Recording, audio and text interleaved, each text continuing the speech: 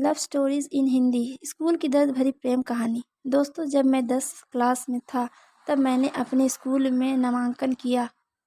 पूरे क्लास में मैं अपने दोस्तों के अलावा किसी भी से भी बात नहीं करता था।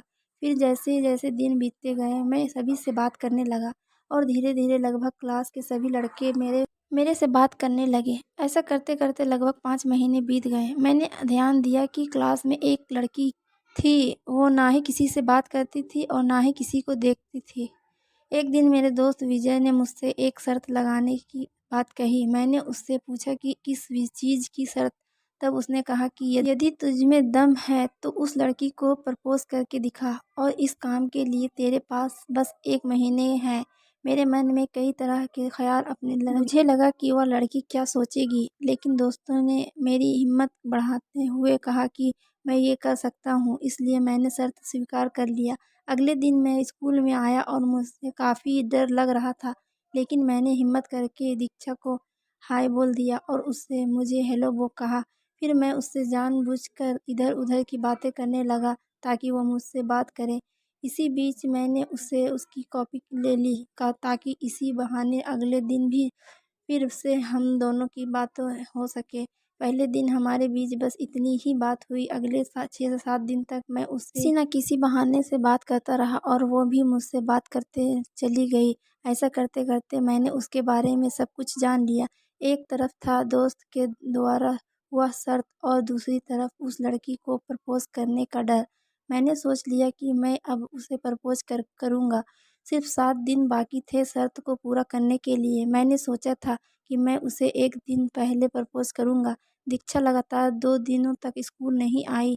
मैं बिल्कुल डर गया था कि कहीं वो प्रपोज वाले दिन भी नहीं आए तो।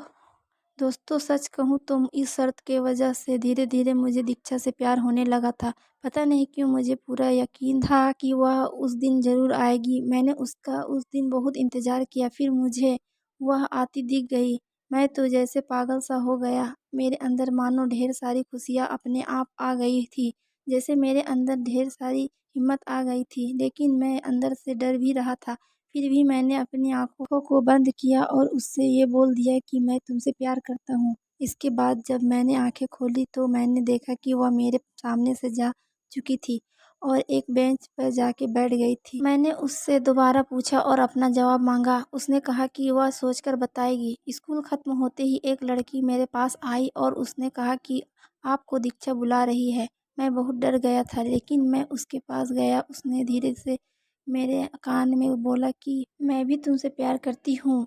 मैं जैसे पागल सा हो गया। मुझे लग ही नहीं रहा था कि मैं एक आम आदमी हूँ। मुझे लग रहा था जैसे मैं राजा बन चुका हूँ।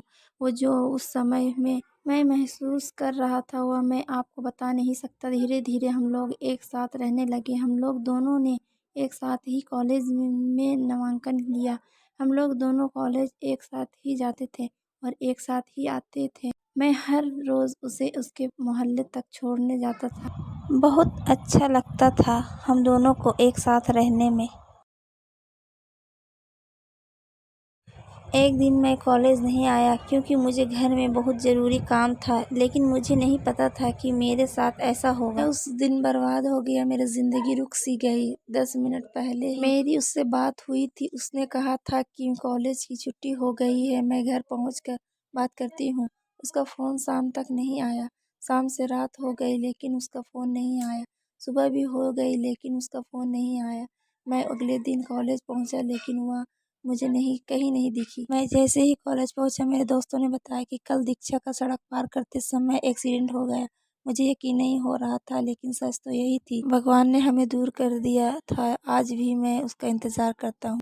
कहानी अच्छी लगी तो वीडियो को लाइक और सब्सक्राइब करें और शेयर करें और कमेंट्स करें।